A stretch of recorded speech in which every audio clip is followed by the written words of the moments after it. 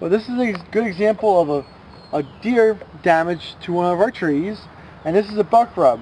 And a buck rub is where a male deer, grows the antlers and rubs the antlers on our trees. They rub the antlers because the antlers have velvet and velvet becomes itchy.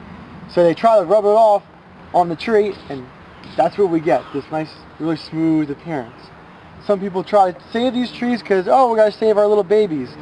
We don't like saving them when they have damage like this, because when they're damaged, these diseases can start to occur. And this is a gallery that we have either to a bark beetle or a borer. A bark beetle is a little beetle that drills in and just makes a little gallery just underneath the bark, between the bark and the xylem. A borer is one, the borers are a little bit more complicated. The other can have a gallery on between the bark and the xylem, or they can actually go into the xylem. You should probably look it up on what kind of borer it is, and that will help. The gallery will help identify the type of borer that it is.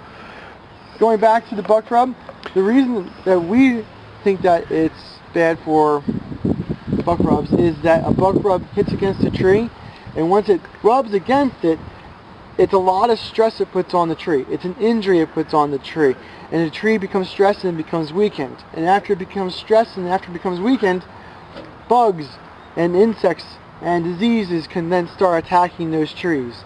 We don't like having diseases, bugs, insects, anything in our nursery, so when we get a chance, we like to throw these guys out into the dumpster. When we have something of a bug that attacks a tree, there's a couple of different ways we identify it. If the bug's attacking a dead portion of the tree, we call that a saprophyte. If it's attacking the live portion, we call that a parasite. Parasite means it's eating something that's alive. A saprophyte means it's decomposing something that's already dead. Some people like, oh, saprophytes are okay, but that's not always true.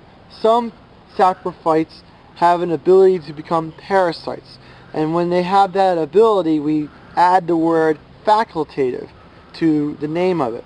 If we say that there is a facultative parasite, facultative means it has the ability to become, it means that we have a saprophyte that has the ability to become a parasite. So when we have a saprophyte attacking one of our trees, we usually label that as a facultative saprophyte or a facultative parasite because it has the ability to become something else. So when we have these diseases, we don't want them in our nursery, and we just try to eliminate the whole issue by throwing it out. And did you stay at the Holiday Inn Express last night? No, I did not. I just know it. Okay. All right. Thank you, Mike. Thank you.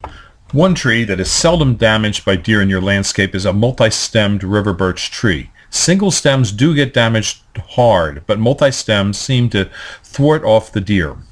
It's also a great addition for your landscape. Another tree that we recommend for deer-infested areas is the green giant arborvitae. As long as the deer population isn't real high and they're real hungry, the green giant makes it through most cases with very little damage by deer. Since it grows so fast, if the deer do browse it a little bit, it seems to grow back. Plus, it has a bitter taste for the deer, and the deer, therefore, leave it alone. At our farm, we can recommend to you many kinds of trees that offer deer resistance. But just remember, if your tree does get rubbed by deer, we do suggest that you think about removing the tree, because it will become a site for other pathogens to enter the tree, or it's in a weakened condition, which will allow other pathogens to be successful in the attack of that tree. And who wants a bunch of pathogens in your landscape? So call us at 215-651-8329 at Highland Hill Farm. If you have questions about trees and shrubs, give us a call at Highland Hill Farm at 215-651-8329 or email us at bill@highlandhillfarm.com. If you like this video, I hope you subscribe, and please go to the subscribe button and subscribe to our videos.